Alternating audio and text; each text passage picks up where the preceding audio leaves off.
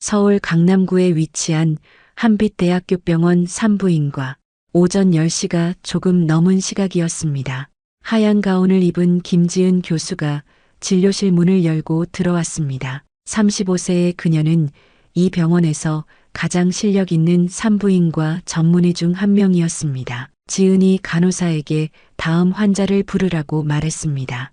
그녀의 차분하고 따뜻한 목소리에 간호사가 고개를 끄덕였습니다.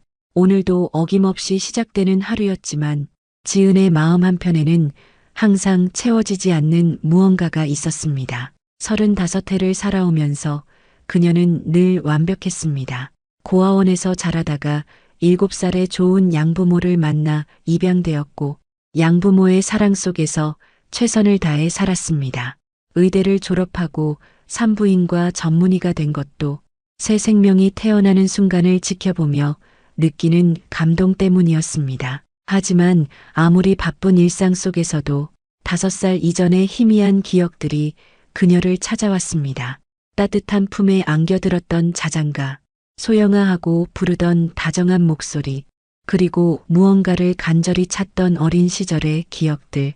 지은은 종종 혼자만의 시간에 어린 시절을 떠올렸습니다. 고아원에 처음 왔을 때 계속 엄마를 찾아 울었던 기억, 밤마다 엄마 품이 그리워 베개를 안고 잤던 기억, 양부모가 자신을 데려갔을 때도 한동안 낯선 사람들이라 여겼던 기억. 한편 서울 마포구의 작은 골목에서는 박미숙이 남편 재호와 함께 운영하는 작은 식당에서 하루를 시작하고 있었습니다. 62세인 그녀의 얼굴에는 세월의 흔적이 깊게 새겨져 있었지만 그보다 더 깊은 것은 35년간 마음에 새겨진 그리움이었습니다. 재호가 아내에게 오늘이 며느리 병원 가는 날임을 상기시켰습니다. 며느리 민정이가 출산 예정일이 가까워져 정기검진을 받는 날이었습니다. 미숙은 고개를 끄덕이며 앞치마를 벗었습니다. 빨리 가봐야겠다고 중얼거렸습니다. 하지만 그녀의 마음은 복잡했습니다. 새 생명의 탄생을 기다리는 기쁨과 함께 35년 전 잃어버린 딸에 대한 그리움이 더욱 깊어졌기 때문입니다. 미숙은 이 식당을 35년간 한자리에서 운영해 왔습니다. 혹시라도 소영이가 찾아올까봐 이사 한 번 하지 않고 같은 곳에서 기다렸습니다. 식당 한쪽 벽에는 5세 때의 소영이 사진이 걸려 있었고 그 옆에는 실종신고서, 사본과 각종 찾기 광고들이 있었습니다. 미숙은 매일 밤 그 사진을 보며 소영아 엄마가 여기 있다고 혼잣말을 했습니다. 처음 몇 년간은 미친 사람처럼 전국을 돌아다니며 딸을 찾았습니다. 고아원, 보육원, 경찰서, 방송국까지 안 가본 곳이 없었습니다. 하지만 시간이 흐를수록 희망은 점점 사라져갔습니다. 그러나 포기할 수는 없었습니다.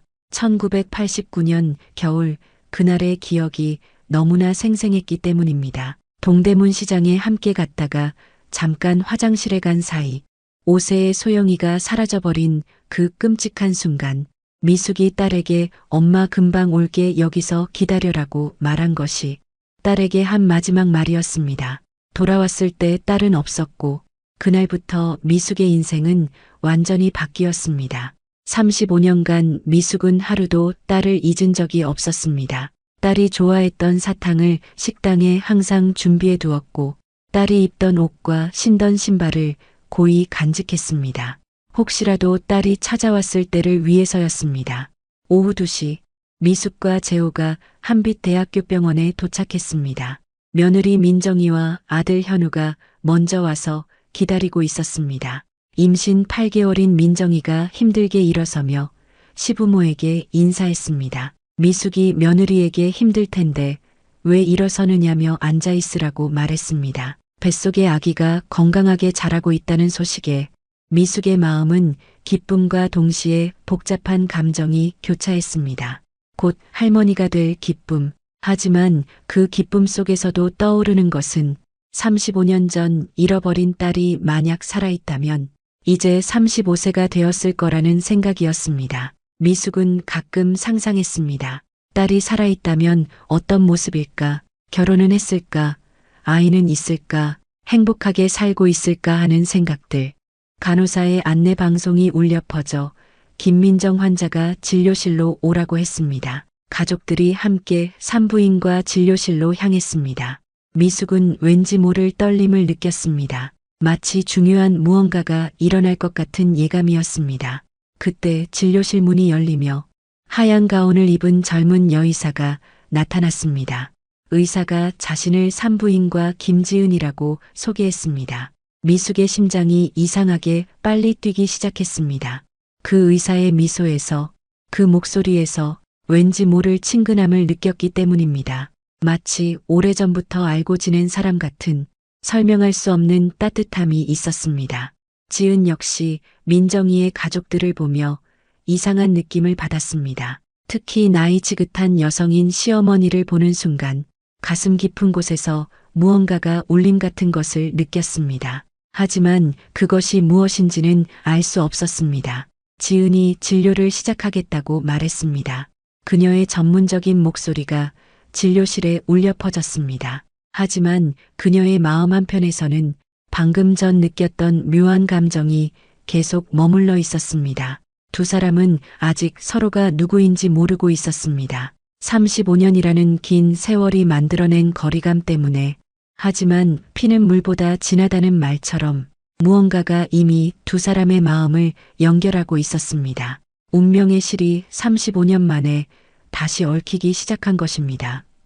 1989년 12월 15일 토요일 서울 동대문 시장은 연말을 앞두고 사람들로 북적거렸습니다. 27세의 박미숙이 5세 딸 소영이의 손을 꼭 잡고 시장 안을 걸었습니다. 소영이는 엄마 손을 꼭 잡고 신기한 듯 주변을 둘러보고 있었습니다. 그때 미숙의 가정 상황은 그리 좋지 않았습니다.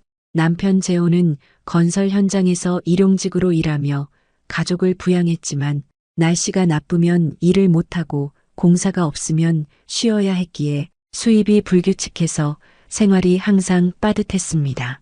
월세 15만 원도 밀릴 때가 많았고 겨울철 난방비는 늘 부담이었습니다. 그래도 미숙은 소영이만큼은 밝고 건강하게 키우려고 노력했습니다. 좋은 옷은 못 사줘도 깨끗하게 빨아서 입혔고 비싼 장난감은 못 사줘도 손수 만든 인형을 만들어줬습니다. 소영이는 그런 엄마의 정성을 알기라도 하듯 늘 밝게 웃었습니다. 소영이는 특별히 예쁜 아이였습니다.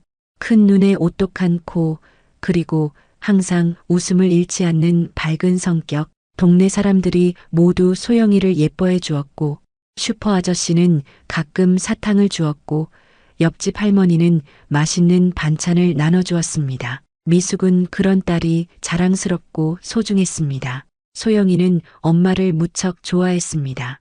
엄마가 요리할 때면 옆에서 구경했고 엄마가 빨래할 때면 작은 손으로 도와주려 했습니다. 잠자리에서는 엄마 품에 안겨서 자장가를 들으며 잠들었고 아침에 눈 뜨면 제일 먼저 엄마를 찾았습니다.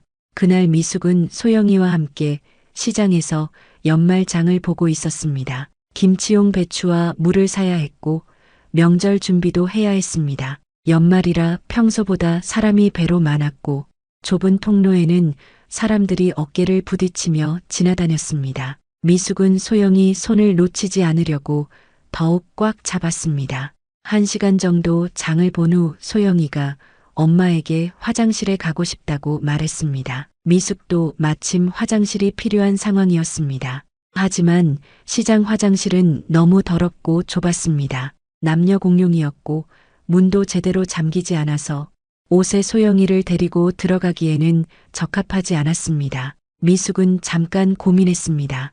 혼자 두고 가기에는 너무 어린 아이였지만 함께 들어가기에는 화장실 상황이 너무 열악했습니다. 그때 시장 한쪽에 과일을 파는 익숙한 아주머니가 보였습니다. 과일 아주머니는 평소에 자주 물건을 사던 단골이었습니다. 50대 중반쯤 되어 보이는 친절한 분이었고 소영이를 볼 때마다 예쁘다며 사과나 귤을 하나씩 주곤 했습니다. 미숙이 아주머니에게 다가가서 잠깐 소영이를 부탁한다고 말했습니다. 과일 아주머니가 흔쾌히 그러라고 대답했습니다.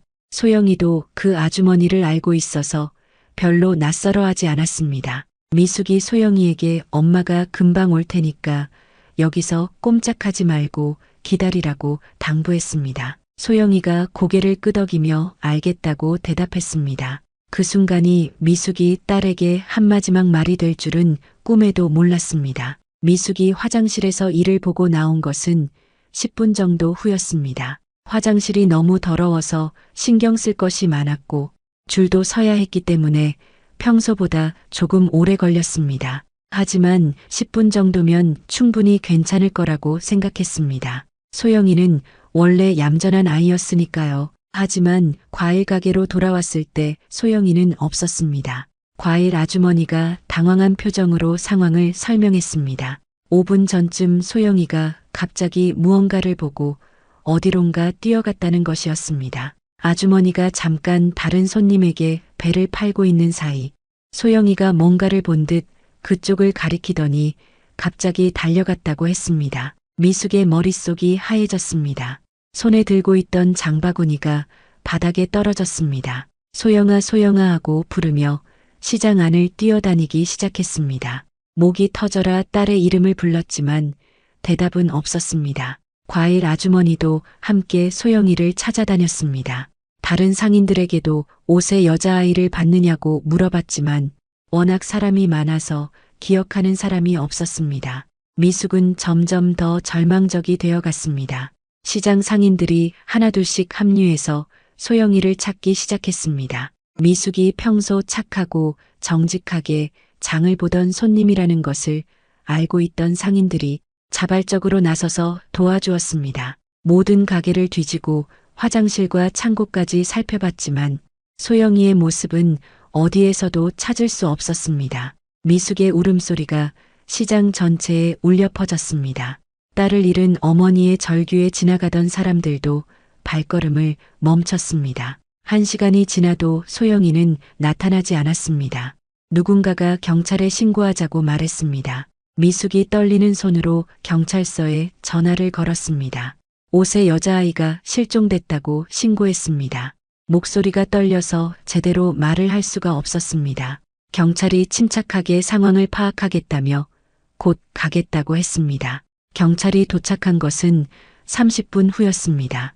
2명의 경찰관이 와서 상황을 조사하기 시작했습니다. 미숙이 소영이의 특징을 자세히 설명했습니다.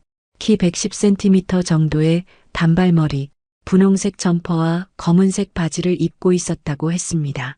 왼쪽 무릎에 작은 상처가 있다는 것도 말했습니다. 경찰들이 시장 전체를 수색하기 시작했습니다. CCTV를 확인했지만 1989년 당시에는 지금처럼 많지 않았습니다. 시장 입구에 하나 있는 것이 전부였고 그마저도 화질이 선명하지 않아서 소영이를 정확히 식별하기 어려웠습니다. 소영이가 마지막으로 목격된 것은 시장 입구 부근이었습니다. 한 상인이 분홍색 옷을 입은 아이가 시장 밖으로 나가는 것을 봤다고 증언했습니다. 하지만 그 아이가 소영이인지는 확실하지 않았습니다. 경찰은 주변 상가와 주택가까지 수색 범위를 넓혔습니다. 그날 밤 미숙과 재호는 잠을 이루지 못했습니다. 재호가 직장에서 급히 달려왔지만 이미 늦었습니다. 경찰이 수색을 계속하고 있다고 위로했지만 부모의 마음은 찢어질 것 같았습니다. 소영이가 무서워하며 엄마를 찾고 있을 거라는 생각에 미숙은 미칠 것 같았습니다. 한편 그날 소영이는 정말로 엄마를 찾아 헤매고 있었습니다. 과일 가게에서 기다리고 있던 소영이가 멀리서 엄마 같은 사람을 봤습니다. 분명히 엄마였습니다. 소영이는 반가워서 그쪽으로 뛰어갔습니다. 하지만 가까이 가서 보니 엄마가 아니었습니다. 소영이가 당황해서 돌아가려 했지만 이미 사람들 사이에서 길을 잃고 말았습니다. 시장에서 뛰어나온 소영이는 어디가 어딘지 알 수 없었습니다. 5세 아이에게는 모든 거리가 똑같아 보였고 어디가 집으로 가는 길인지 알 수 없었습니다. 소영이는 울면서 엄마를 불렀습니다. 지나가는 사람들에게 엄마를 찾는다고 말했지만 모두 바쁘게 자신의 길을 갔습니다. 어떤 사람들은 소영이를 불쌍하게 여겨 도와주려 했지만 5세 소영이는 낯선 사람들이 무서워서 도움을 받지 못했습니다. 소영이는 몇 시간 동안 거리를 헤맸습니다. 배가 고프고 목이 말랐지만 어디로 가야 할지 몰랐습니다. 길에서 만난 어떤 아주머니가 버스를 타라고 했지만 소영이는 어느 버스를 타야 하는지 몰랐습니다. 결국 아무 버스나 타게 되었고 더욱 멀리 가게 되었습니다. 밤이 되어서야 소영이는 지쳐서 한 상가 건물 앞에 주저앉았습니다. 추위와 배고픔 그리고 무서움에 떨며 울고 있었습니다. 겨울밤 거리는 너무 추웠고 5세 아이가 견디기에는 너무 힘들었습니다. 그때 지나가던 한 시민이 소영이를 발견했습니다. 혼자 울고 있는 어린아이를 보고 놀라서 즉시 경찰에 신고했습니다. 하지만 그곳은 동대문 시장에서 상당히 떨어진 강동구 지역이었습니다. 소영이가 어떻게 그곳까지 갔는지는 알 수 없었습니다. 아마도 버스나 지하철을 잘못 타고 온 것으로 추정되었지만 정확한 경위는 파악되지 않았습니다. 강동구 경찰서에서 소영이를 보호했지만 소영이는 너무 어려서 자신의 정확한 신상 정보를 말할 수 없었습니다. 집 주소도 정확히 기억하지 못했고 부모의 성함도 엄마 아빠라고만 불렀습니다. 전화번호도 아직 외우지 못하는 나이였습니다. 당시는 지금처럼 전산 시스템이 발달하지 않았습니다. 각 지역 경찰서끼리의 정보 공유가 원활하지 않았고 실종신고 시스템도 지금처럼 체계적이지 않았습니다.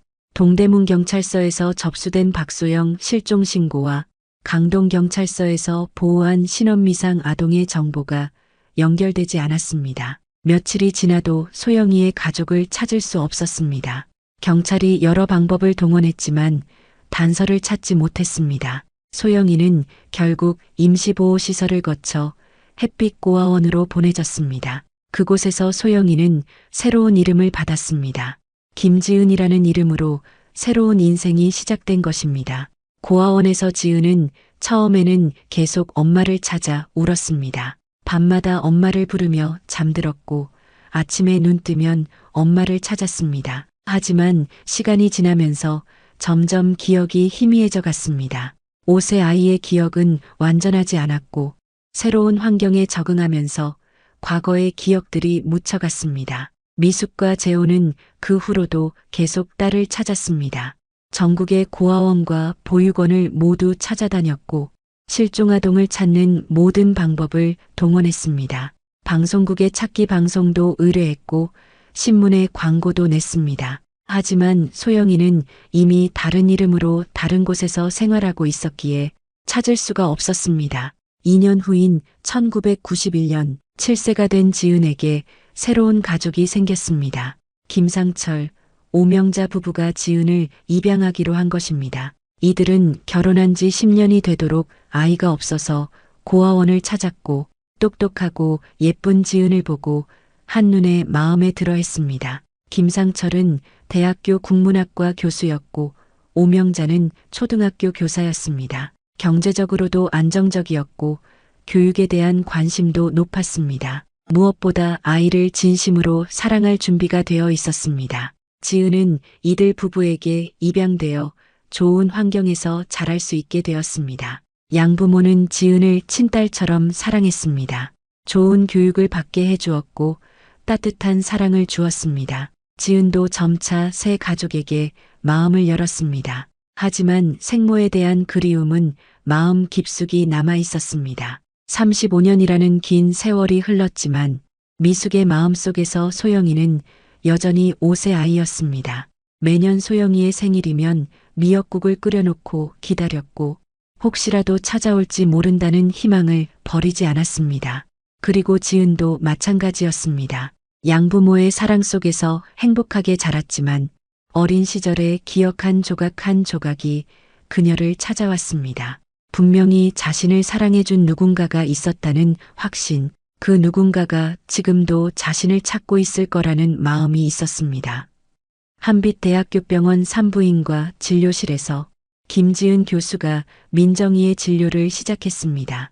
임신 8개월인 민정이는 최근 들어 배가 자주 뭉치고 허리 통증이 심해졌다고 호소했습니다. 지은이 전문적인 손길로 민정이의 배를 촉진하며 상태를 확인했습니다. 미숙은 진료실 한쪽에 앉아서 지은의 모습을 지켜보고 있었습니다. 젊은 여의사의 차분하고 따뜻한 태도에 감탄했지만 그보다 더 강한 것은 설명할 수 없는 친근감이었습니다. 마치 오래전부터 알고 지낸 사람 같은 느낌이 계속해서 마음을 파고들었습니다. 지은이 민정이에게 언제부터 이런 증상이 있었는지 물어보았습니다. 민정이가 3일 전부터 배 뭉침이 심해졌다고 대답했습니다. 지은이 고개를 끄덕이며 초음파 검사를 해보자고 말했습니다. 태아의 상태와 양수량을 확인해야 한다고 설명했습니다. 초음파 기계가 작동하면서 화면에 아기의 모습이 나타났습니다.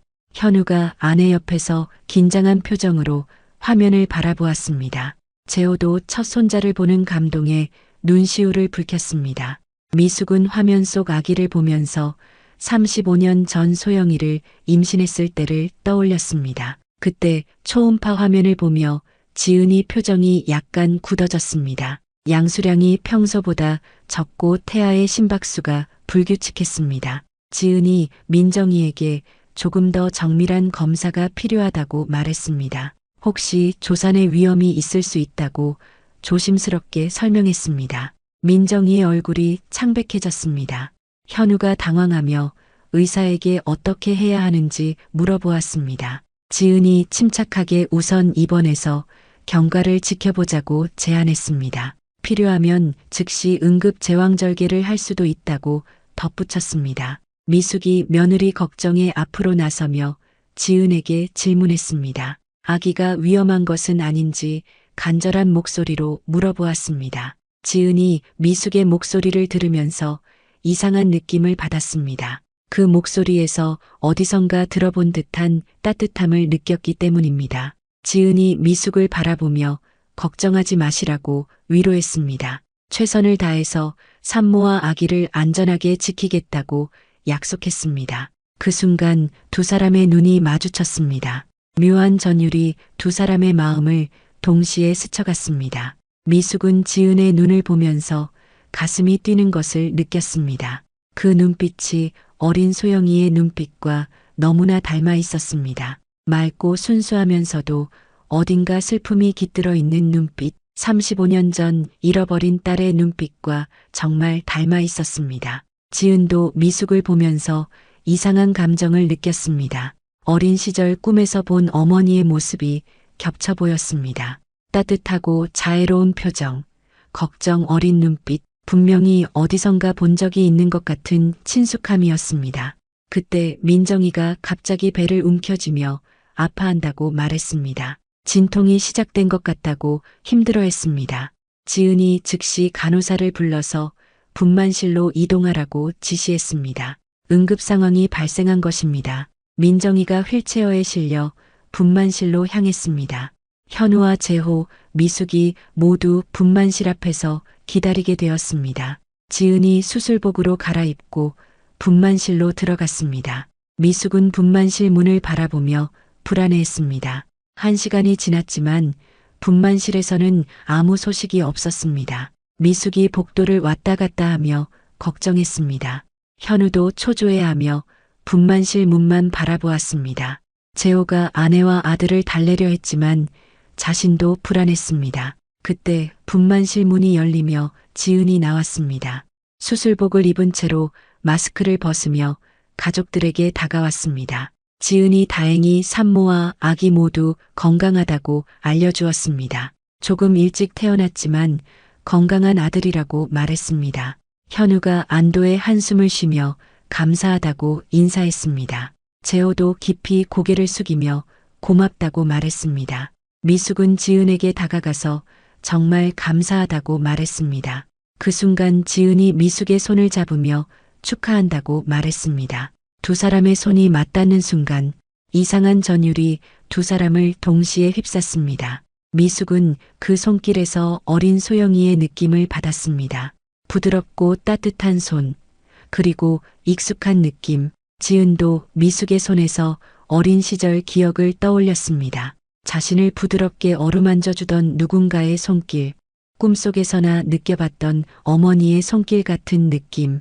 왜인지 모르게 눈물이 날 것 같았습니다. 미숙이 지은에게 선생님 덕분에 손자를 보게 되었다고 말했습니다. 정말 어떻게 감사를 드려야 할지 모르겠다고 덧붙였습니다. 지은이 미숙에게 의사로서 당연한 일을 했을 뿐이라고 대답했습니다. 하지만 그 말을 하면서도 미숙에게서 눈을 떼지 못했습니다. 그때 간호사가 와서 신생아실에서 아기를 볼 수 있다고 알려주었습니다. 가족들이 모두 신생아실로 향했습니다.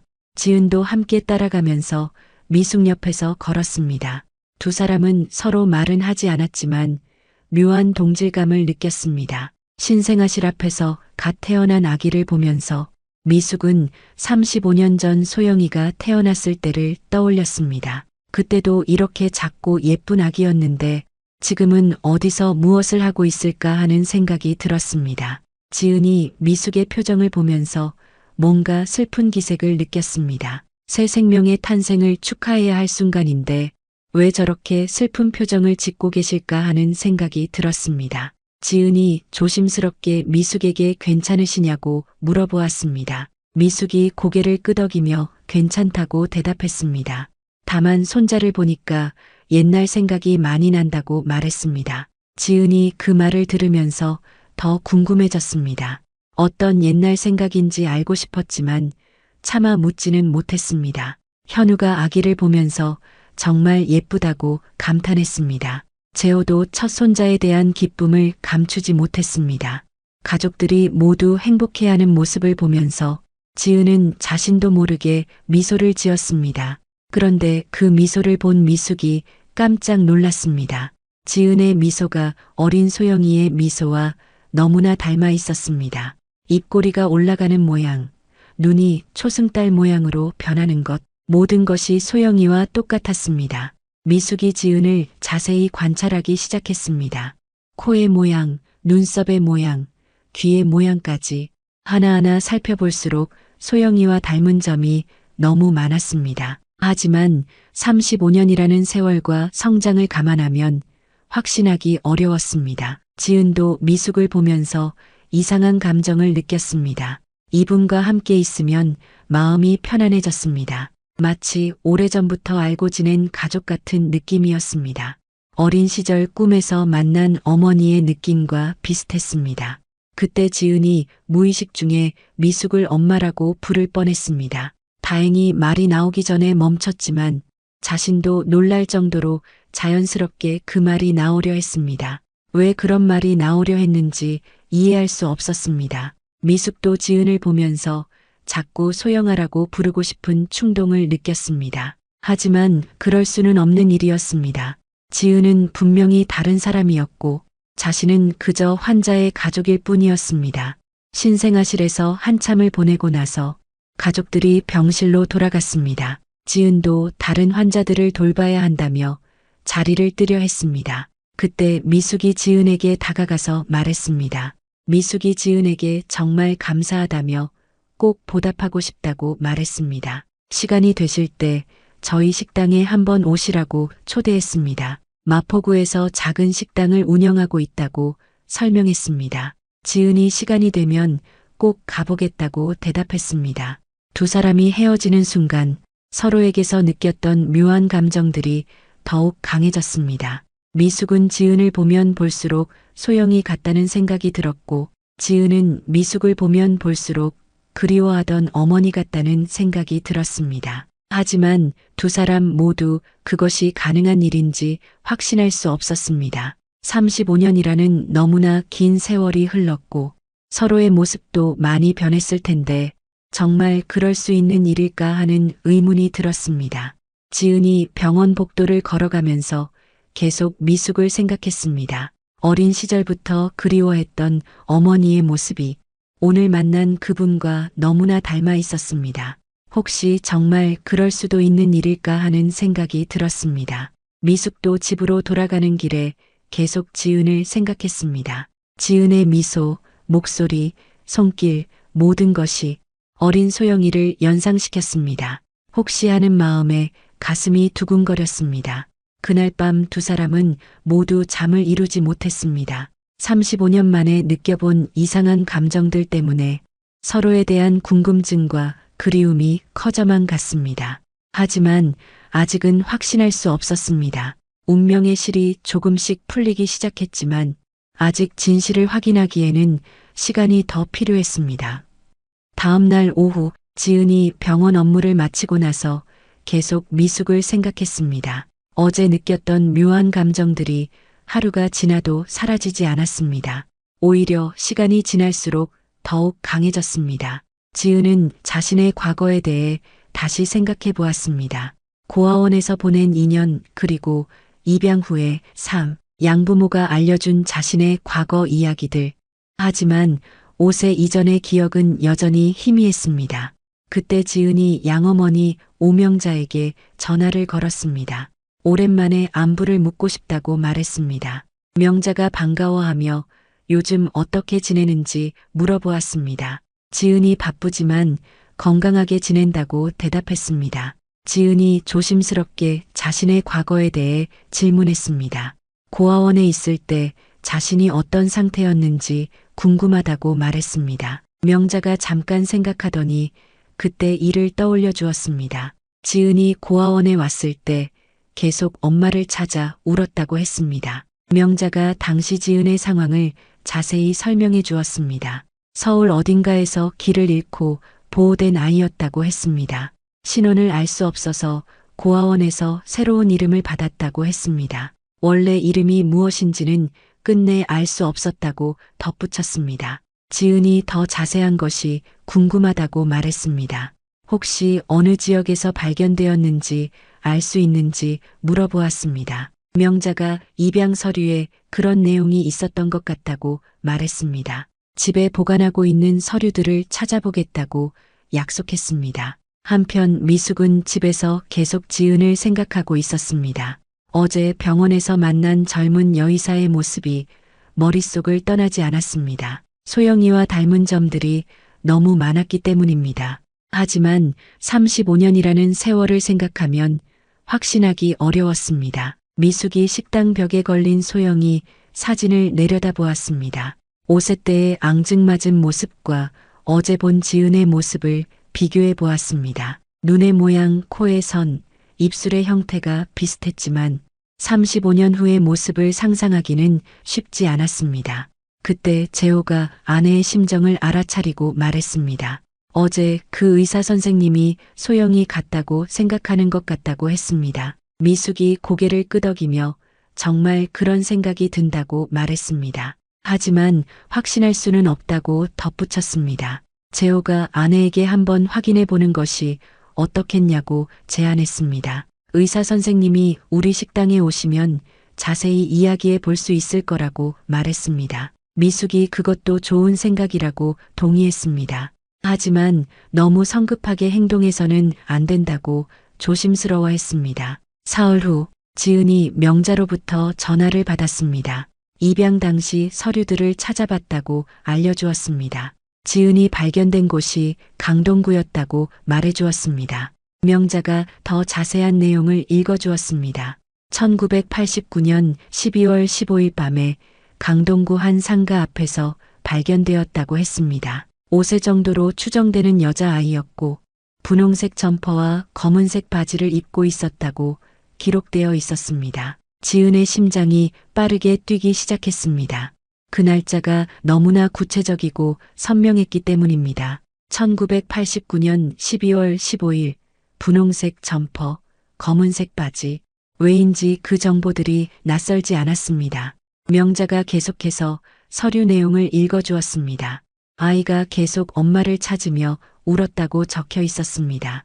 동대문 시장에서 엄마와 헤어졌다고 말한 적이 있다고 했습니다. 하지만 정확한 신상 정보는 파악할 수 없었다고 기록되어 있었습니다. 지은이 전화를 끊고 나서 깊은 생각에 빠졌습니다. 동대문 시장이라는 단어가 머릿속에서 맴돌았습니다. 어린 시절 꿈에서 본 시장의 모습이 떠올랐습니다. 북적거리는 사람들과 다양한 상점들의 모습. 그날 저녁 지은이 미숙의 식당을 찾아갔습니다. 병원에서 받은 명함에 적힌 주소를 찾아서 마포구의 작은 골목에 있는 식당을 발견했습니다. 소담한 외관과 따뜻한 불빛이 인상적이었습니다. 식당 문을 열고 들어서자 미숙이 반갑게 맞이했습니다. 정말 와주셨다며 기뻐하면서 좋은 자리로 안내했습니다. 지은이 감사하다며 실례가 되지 않는지 물어보았습니다. 미숙이 전혀 그렇지 않다며 환영한다고 말했습니다. 미숙이 지은에게 특별히 잘하는 음식을 차려주겠다고 말했습니다. 지은이 뭐든지 좋다고 대답했습니다. 미숙이 부엌으로 들어가서 정성스럽게 음식을 준비했습니다. 지은은 식당 안을 둘러보면서 벽에 걸린 사진들을 보았습니다. 그때 지은의 눈에 특별한 사진 하나가 들어왔습니다. 5세 정도 된 여자아이의 사진이었습니다. 분홍색 옷을 입고 환하게 웃고 있는 아이의 모습. 그 사진을 보는 순간 지은의 가슴이 두근거렸습니다. 사진 속 아이의 모습이 어딘가 낯익었습니다. 어린 시절 거울에서 본 자신의 모습과 비슷했습니다.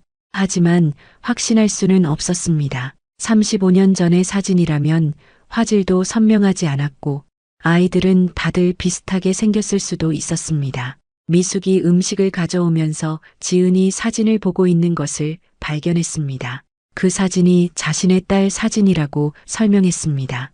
35년 전에 잃어버린 딸이라고 조심스럽게 말했습니다. 지은이 놀라면서 그런 일이 있으셨냐고 물어보았습니다. 미숙이 지은에게 자초지종을 설명해 주었습니다. 1989년 12월 15일 동대문 시장에서 딸을 잃어버렸다고 말했습니다. 화장실에 간 10분 사이에 5세 딸이 사라졌다고 했습니다. 그때부터 지금까지 35년간 딸을 찾고 있다고 덧붙였습니다. 지은이 그 이야기를 들으면서 몸이 떨리기 시작했습니다. 1989년 12월 15일 동대문 시장 5세 여자아이. 자신이 양어머니로부터 들은 정보와 정확히 일치했습니다. 너무나 놀라서 잠깐 말을 할 수 없었습니다. 미숙도 지은의 반응을 보면서 이상하다고 생각했습니다. 왜 저렇게 놀라는 표정을 짓고 있을까 궁금했습니다. 지은이 그 날짜를 아는 것 같은 표정이었습니다. 혹시 하는 마음에 가슴이 두근거렸습니다. 지은이 조심스럽게 미숙에게 질문했습니다. 그때 딸이 어떤 옷을 입고 있었는지 물어보았습니다. 미숙이 분홍색 점퍼와 검은색 바지를 입고 있었다고 대답했습니다. 왼쪽 무릎에 작은 상처가 있었다고 덧붙였습니다. 지은이 무의식적으로 자신의 왼쪽 무릎을 만졌습니다. 어린 시절부터 있었던 작은 흉터가 거기에 있었습니다. 양부모도 그 흉터의 유래를 모르고 있었는데 원래부터 있었던 것 같다고 말했습니다. 미숙이 지은의 행동을 보면서 심장이 뛰었습니다. 혹시 정말 그럴 수 있는 일일까 하는 생각이 들었습니다. 하지만 아직 확신하기에는 부족했습니다. 더 많은 단서가 필요했습니다. 지은이 미숙에게 딸의 이름이 무엇이었는지 물어보았습니다. 미숙이 박소영이라고 대답했습니다. 소영이라고 불렀다고 덧붙였습니다. 그 순간 지은의 머릿속에 희미한 기억이 떠올랐습니다. 누군가가 소영아 하고 부르던 목소리, 따뜻하고 다정한 목소리, 어린 시절 꿈에서 들었던 그 목소리와 똑같았습니다. 지은의 눈에 눈물이 맺히기 시작했습니다. 미숙도 지은의 표정 변화를 놓치지 않았습니다. 소영이라는 이름을 들었을 때 지은의 반응이 심상치 않았습니다. 마치 그 이름을 기억하고 있는 것 같았습니다. 미숙의 가슴도 빠르게 뛰기 시작했습니다. 두 사람은 서로를 바라보며 말을 할 수 없었습니다. 35년 만에 찾아온 운명적인 순간이었지만 아직 확신할 수는 없었습니다. 하지만 모든 단서들이 하나씩 맞아떨어지고 있었습니다. 그날 밤 두 사람은 각자의 집에서 잠을 이루지 못했습니다. 혹시 정말 그럴 수 있는 일일까 하는 생각으로 마음이 복잡하고 가슴이 두근거렸습니다. 내일 다시 만나서 더 자세한 이야기를 나누기로 약속했습니다. 다음 날 오후 지은이 다시 미숙의 식당을 찾았습니다. 어젯밤 잠을 이루지 못하고 계속 생각한 결과 더 확실한 증거를 찾아야겠다는 결심을 했기 때문입니다. 미숙도 지은을 기다리고 있었습니다. 하루 종일 소영이의 물건들을 꺼내서 정리하며 혹시 지은이 정말 소영이일 가능성을 생각해 보았습니다. 35년간 간직해온 딸의 흔적들을 모두 준비해 놓았습니다. 지은이 식당에 들어서자 미숙이 반갑게 맞이했습니다. 오늘은 다른 손님들이 없는 조용한 시간이었습니다. 미숙이 지은을 특별한 자리로 안내하며 준비해 둔 것들이 있다고 말했습니다. 미숙이 상자 하나를 가져와서 지은 앞에 놓았습니다. 35년간 소중히 보관해온 소영이의 물건들이라고 설명했습니다. 작은 옷가지들과 신발, 그리고 장난감들이 들어 있었습니다. 지은이 그 물건들을 보면서 이상한 친근감을 느꼈습니다. 특히 작은 분홍색 토끼 인형이 눈에 들어왔습니다. 미숙이 그것이 소영이가 가장 좋아하던 인형이라고 말했습니다. 밤마다 그 인형을 안고 잠들었다고 덧붙였습니다. 지은이 그 인형을 보면서 어린 시절 기억이 떠올랐습니다. 분명히 그와 비슷한 인형을 안고 잤던 기억이 있었습니다. 부드러운 털과 작은 단추 눈, 꼭 껴안고 자면 따뜻하고 안전한 느낌이 들었던 그런 인형이 있었던 것 같았습니다. 미숙이 지은의 표정을 보면서 희망을 품었습니다. 분명히 그 인형을 기억하고 있는 것 같았습니다. 미숙이 또 다른 물건을 꺼냈습니다. 작은 음악 상자였습니다. 미숙이 음악 상자를 열면서 설명했습니다. 소영이가 이 음악에 맞춰서 노래를 부르곤 했다고 말했습니다. 특별한 가사는 없었지만 혼자 만든 멜로디로 불렀다고 했습니다. 라라라 하면서 즐겁게 따라 불렀다고 덧붙였습니다. 음악 상자에서 나오는 단순하고 아름다운 멜로디, 지은이 그 음악을 들으면서 몸이 떨리기 시작했습니다. 분명히 들어본 적이 있는 음악이었습니다. 어린 시절 자주 흥얼거리던 바로 그 멜로디였습니다.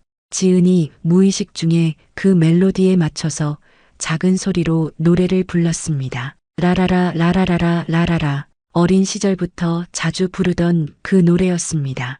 양부모도 그 노래가 어디서 나온 것인지 모른다고 했었습니다. 미숙이 지은의 노래를 들으면서 온몸에 전율이 일었습니다. 정확히 소영이가 부르던 그 멜로디였습니다.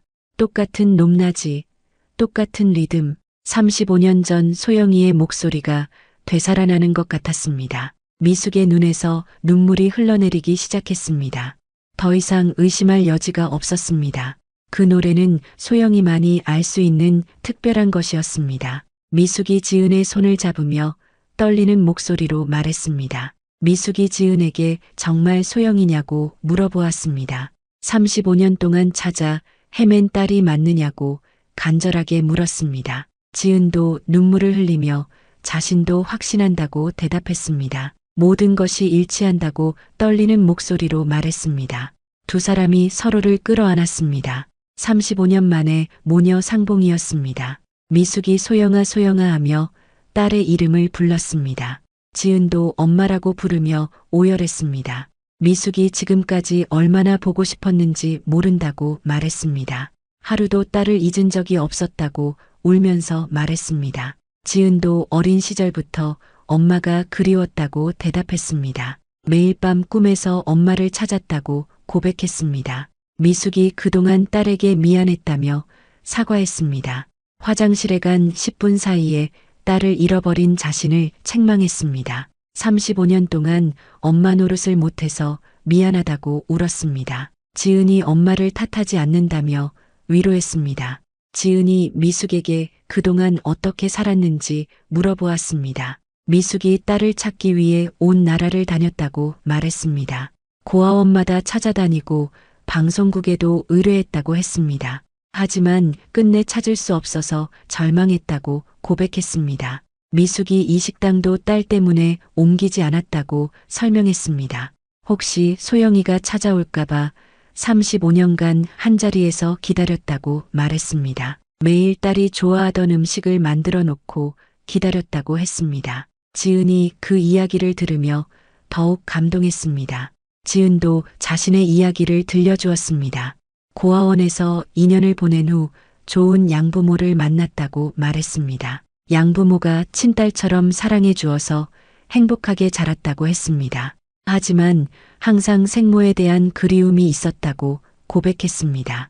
미숙이 양부모에게 감사하다며 꼭 인사드리고 싶다고 말했습니다. 소영이를 그렇게 훌륭하게 키워주셔서 고맙다고 했습니다. 지은이 양부모도 생모를 만나 뵙고 싶어 할 거라고 대답했습니다. 가족 모두가 만나서 이야기할 수 있을 거라고 덧붙였습니다. 미숙이 재호에게 전화를 걸어서 소식을 알렸습니다. 소영이를 찾았다고 기쁜 목소리로 말했습니다. 재호가 정말이냐며 놀라면서 즉시 오겠다고 했습니다. 35년 만에 딸을 찾은 기적 같은 일이었습니다. 잠시 후 재호가 식당으로 달려왔습니다. 지은을 보자마자 눈물을 흘리며 감격했습니다. 정말 소영이가 맞다며 반복해서 말했습니다. 얼굴 윤곽이나 눈빛이 어린 시절 그대로라고 했습니다. 현우에게도 연락이 갔습니다. 누나를 찾았다는 소식에 병원에서 바로 달려왔습니다. 현우는 소영이 누나에 대한 기억은 없었지만 부모님이 평생 찾아 헤맨 누나라는 것을 알고 있었습니다. 가족들이 모두 모인 자리에서 지은이 정식으로 가족의 일원이 되었습니다. 35년 만에 다시 박소영이 되는 순간이었습니다. 하지만 지은이라는 이름도 버릴 수 없는 소중한 이름이었습니다. 미숙이 지은에게 앞으로 어떻게 부르면 좋을지 물어보았습니다. 지은이 두 이름 모두 자신의 이름이라고 대답했습니다. 가족들에게는 소영이로, 다른 사람들에게는 지은으로 불리겠다고 말했습니다. 두 개의 인생을 모두 소중히 여기겠다고 덧붙였습니다. 그날 저녁 온 가족이 함께 식사를 했습니다. 35년 만에 완성된 가족의 모습이었습니다. 미숙이 소영이가 어릴 때 좋아하던 음식들을 차려주었습니다. 지은이 그 맛을 보면서 어린 시절 기억이 더욱 생생해졌습니다. 미숙이 지은에게 양부모를 꼭 만나 뵙고 싶다고 다시 말했습니다. 35년 동안 딸을 대신 키워주신 은혜를 갚고 싶다고 했습니다. 지은이 양부모도 생모를 만나면 정말 기뻐할 거라고 말했습니다. 이제 진짜 큰 가족이 될 수 있을 거라고 덧붙였습니다. 35년간의 그리움이 끝난 순간이었습니다. 하지만 동시에 새로운 시작이기도 했습니다. 앞으로 어떻게 가족으로 살아갈지, 양가족과는 어떤 관계를 맺을지 해결해야 할 과제들이 남아 있었습니다. 그날 밤 지은이 집으로 돌아간 후 양부모인 김상철과 오명자에게 오늘 있었던 일을 말해야 하는지 고민했습니다. 35년 만에 생모를 찾았다는 사실을 어떻게 설명해야 할지 그들의 마음이 상하지 않을까 하는 걱정이 앞섰습니다. 지은은 침실에 앉아서 복잡한 감정들과 마주했습니다. 기쁨과 혼란, 그리움과 미안함이 동시에 밀려왔습니다. 35년 동안 부모라고 생각해온 양부모에 대한 사랑과 이제 막 찾은 생모에 대한 그리움 사이에서 갈등했습니다. 양부모는 지은을 친딸처럼 사랑해 주었습니다. 최고의 교육을 시켜주었고 무한한 애정을 쏟아주었습니다. 지은이 의사가 될 수 있었던 것도 모두 양부모 덕분이었습니다. 그런 은혜를 받고 이제 생모를 찾았다고 마음이 흔들린다는 것이 양부모에게 배신처럼 느껴질까봐 두려웠습니다. 하지만 동시에 생모에 대한 그리움도 억누를 수 없었습니다. 어린 시절부터 품어온 궁금증과 그리움이 오늘 드디어 해결된 것이었습니다. 미숙의 따뜻한 품과 35년간의 기다림을 생각하면 마음이 뭉클해지고 눈물이 났습니다. 다음 날 아침 지은이 양부모에게 전화를 걸었습니다. 중요한 이야기가 있으니 시간을 내달라고 부탁했습니다. 명자가 무슨 일인지 걱정스럽게 물어보았지만 지은이 직접 만나서 이야기하겠다고 대답했습니다. 오후에 양부모 집을 찾은 지은은 거실에 앉아서 말을 꺼내기 어려워했습니다. 상철이 딸의 심각한 표정을 보고 무슨 일인지 물어보았습니다. 지은이 깊은 숨을 들이쉬고 조심스럽게 이야기를 시작했습니다. 며칠 전 병원에서 특별한 환자 가족을 만났다고 말했습니다. 지은이 천천히 미숙과의 만남과 발견 과정을 설명했습니다. 모든 단서들이 일치하고 결국 생모임이 확인되었다고 말했습니다. 양부모가 처음에는 믿기 어렵다는 표정을 지었지만 지은이 자세한 증거들을 제시하자 점차 받아들이기 시작했습니다. 명자의 첫 반응은 놀라움이었습니다. 35년 만에 친어머니를 찾다니 정말 기적 같은 일이라고 말했습니다. 하지만 곧 복잡한 감정이 그녀의 마음을 엄습했습니다. 지은이 이제 자신들을 떠날까봐 걱정되기 시작했습니다. 상철도 마찬가지였습니다. 지은을 친딸처럼 사랑해왔는데 이제 친어머니가 나타나면 자신들의 자리가 어떻게 될지 불안했습니다. 하지만 동시에 지은의 행복을 진심으로 바라는 마음도 있었습니다. 지은이 양부모의 복잡한 표정을 보며 마음이 아팠습니다. 자신 때문에 양부모가 상처받는 것 같아서 미안했습니다. 지은이 양부모에게 자신의 마음을 진솔하게 털어놓았습니다. 생모를 찾았다고 해서 양부모에 대한 사랑이 변하지 않는다고 말했습니다. 지은이 울면서 양부모에게 고백했습니다. 자신을 키워주고 사랑해준 진짜 부모는 양부모라고 말했습니다. 35년 동안 받은 사랑과 은혜를 절대 잊지 않겠다고 약속했습니다. 다만 생모에 대한 그리움도 자연스러운 감정이라고 이해해달라고 부탁했습니다. 명자가 지은의 손을 잡으며 말했습니다. 당연히 친어머니가 그리울 수밖에 없다고 이해한다고 했습니다. 오히려 그동안 그 마음을 혼자 간직하고 있었을 지은이 안쓰럽다고 말했습니다. 이제 마음껏 친어머니와 만나라고 격려해 주었습니다. 상철도 지은을 안아주며 축하한다고 말했습니다. 35년 만에 친어머니를 찾은 것을 진심으로 기뻐한다고 했습니다. 가족이 많아진다고 생각하면 된다고 위로해 주었습니다. 친어머니도 자신들의 가족이 될 수 있을 거라고 덧붙였습니다. 하지만 양부모의 마음이 완전히 편하지는 않았습니다. 겉으로는 지은을 격려해 주었지만 마음 한편으로는 불안감이 자리 잡고 있었습니다. 35년 동안 자신들만의 딸이었던 지은이 이제 다른 가족과 나누어져야 한다는 현실이 쉽지 않았습니다. 지은도 양부모의 복잡한 심경을 이해했습니다. 아무리 이해한다고 말해도 실제로는 섭섭할 수밖에 없을 거라고 생각했습니다. 지은이 양부모에게 시간을 달라고 부탁했습니다. 천천히 모든 것을 정리해가면서 최선의 방법을 찾겠다고 약속했습니다. 한편 미숙은 집에서 재호와 함께 앞으로의 일을 의논하고 있었습니다. 소영이를 찾은 기쁨도 잠시, 현실적인 문제들이 하나씩 떠올랐습니다. 소영이가 이미 다른 가정에서 35년을 살아왔다는 사실, 그 가정에 대한 의리와 정이 얼마나 깊을지 알 수 없었습니다. 미숙은 소영이를 다시 찾았지만 마음이 복잡했습니다. 35년이라는 세월 동안 딸은 이미 다른 사람이 되어 있었습니다. 자신들이 모르는 추억과 경험들로 가득한 사람, 이제 와서 엄마라고 부르라고 할 권리가 있는지 의문이 들었습니다. 미숙은 자신의 죄책감과도 싸워야 했습니다. 35년 전 단 10분 사이에 딸을 잃어버린 자신을 용서할 수 없었습니다. 그때 조금만 더 조심했다면, 딸을 데리고 갔다면 이런 일은 일어나지 않았을 거라는 생각에 괴로워했습니다. 재호가 아내를 위로하며 말했습니다.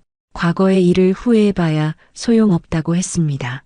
이제라도 소영이를 찾은 것이 기적이라고 격려했습니다. 앞으로 어떻게 할지만 생각하자고 제안했습니다.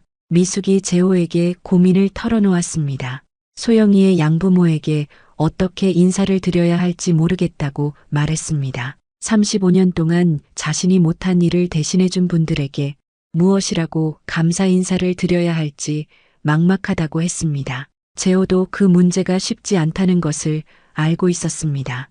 자칫 잘못하면 양가족 모두에게 상처를 줄 수 있는 민감한 상황이었습니다. 하지만 진심을 다해서 감사의 마음을 전한다면 양부모도 이해해 주실 거라고 믿는다고 말했습니다. 현우도 이 상황에 대해 복잡한 감정을 느꼈습니다.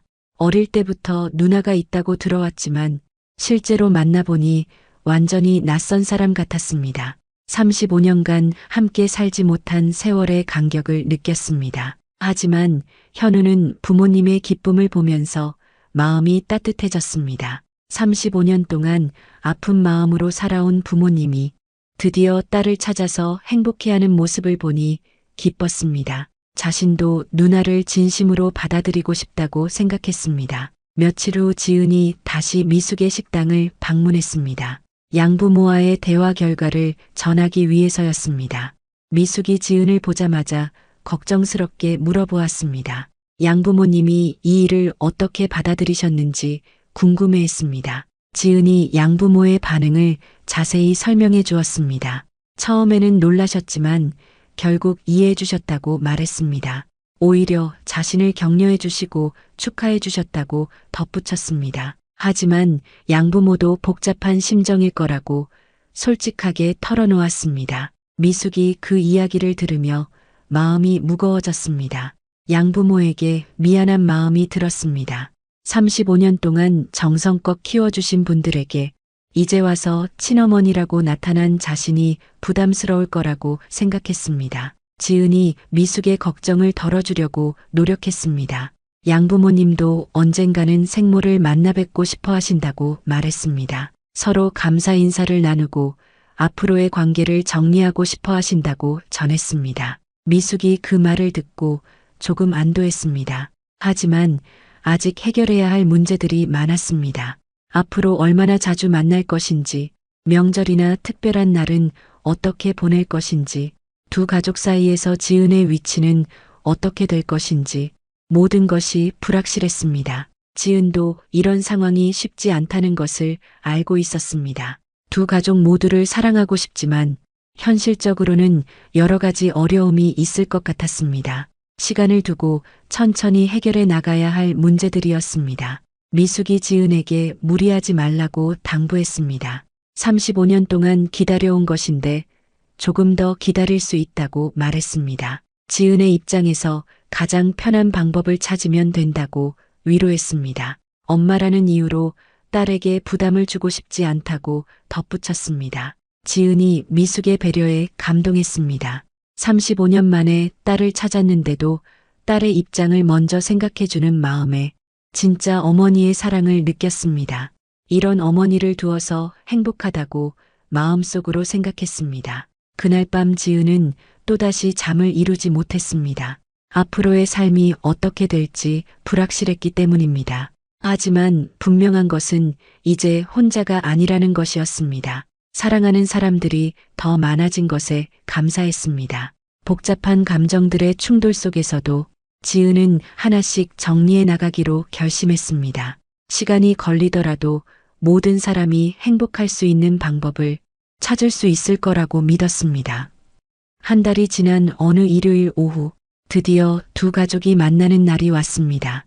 지은이 양부모인 김상철, 오명자 부부를 미숙의 식당으로 모셨습니다. 35년 만에 이루어지는 역사적인 만남이었습니다. 미숙과 재호는 이날을 위해 정성껏 준비했습니다. 식당을 깨끗이 청소하고 특별한 음식들을 차려놓았습니다. 지은이 어릴 때 좋아했던 음식과 함께 양부모가 좋아하실 만한 정성 어린 한상을 준비했습니다. 오후 2시 양부모가 식당에 도착했습니다. 미숙이 문 앞에서 두 분을 맞이하며 깊이 고개를 숙였습니다. 35년 동안 소영이를 대신 키워주신 은혜에 감사드린다고 말했습니다. 목소리가 떨려서 제대로 말을 이어가기 어려웠습니다. 명자가 미숙의 손을 잡으며 일으켜 세웠습니다. 고개를 숙일 일이 아니라고 따뜻하게 말했습니다. 오히려 이렇게 훌륭한 딸을 낳아주셔서 감사하다고 대답했습니다. 지은이 얼마나 자랑스러운 딸인지 모른다고 덧붙였습니다. 상철도 미숙과 재호에게 정중히 인사했습니다. 지은을 키우는 동안 항상 친부모에 대한 감사함을 잊지 않았다고 말했습니다. 언젠가는 이런 날이 올 것이라고 생각하고 있었다고 고백했습니다. 지은이 항상 친부모를 그리워하는 것을 알고 있었다고 덧붙였습니다. 4명의 어른이 식당 안에 앉아서 지은을 가운데 두고 대화를 나누었습니다. 처음에는 어색한 분위기였지만 시간이 지날수록 편안해졌습니다. 서로 지은에 대한 사랑이 얼마나 깊은지 확인할 수 있었습니다.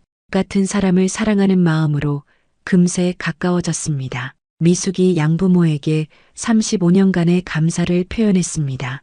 자신이 하지 못한 모든 것들을 대신해 주셨다고 말했습니다. 좋은 교육을 시켜주시고 훌륭한 사람으로 키워주셔서 고맙다고 했습니다. 평생 그 은혜를 잊지 않겠다고 약속했습니다. 명자가 미숙에게 오히려 감사하다고 대답했습니다.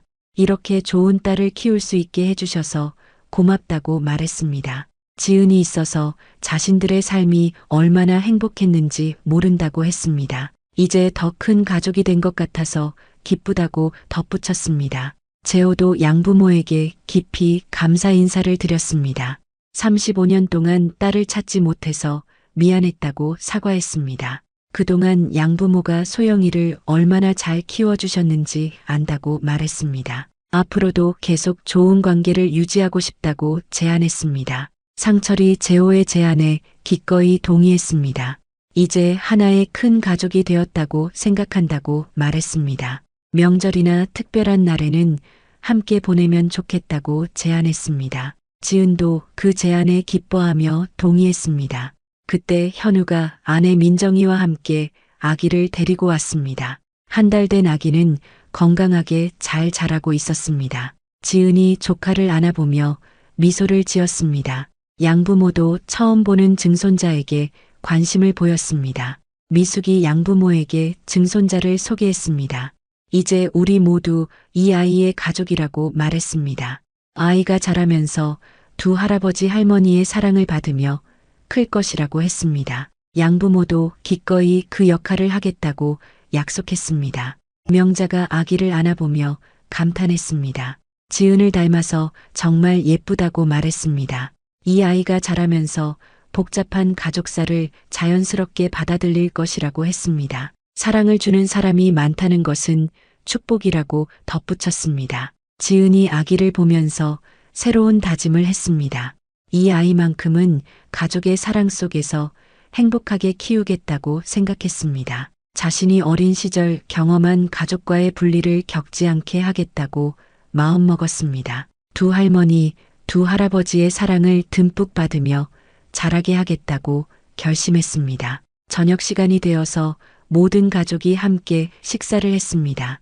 미숙이 정성껏 준비한 음식들이 식탁에 가득했습니다. 지은이 어릴 때 좋아했던 음식부터 양부모가 좋아할 만한 음식까지 모든 사람을 배려한 특별한 상차림이었습니다. 식사를 하면서 4명의 부모가 지은의 어린 시절 이야기를 나누었습니다. 미숙은 5세까지의 기억을, 양부모는 그 이후의 성장 과정을 들려주었습니다. 서로 모르던 지은의 모습들을 알게 되면서 더욱 가까워졌습니다. 지은도 자신의 삶이 더욱 완전해지는 기분을 느꼈습니다. 양부모가 집으로 돌아갈 시간이 되었습니다. 명자가 미숙에게 자주 연락하자고 약속했습니다. 이제부터는 지은의 일도 함께 상의하면서 결정하자고 제안했습니다. 미숙이 감격하며 그렇게 하겠다고 대답했습니다.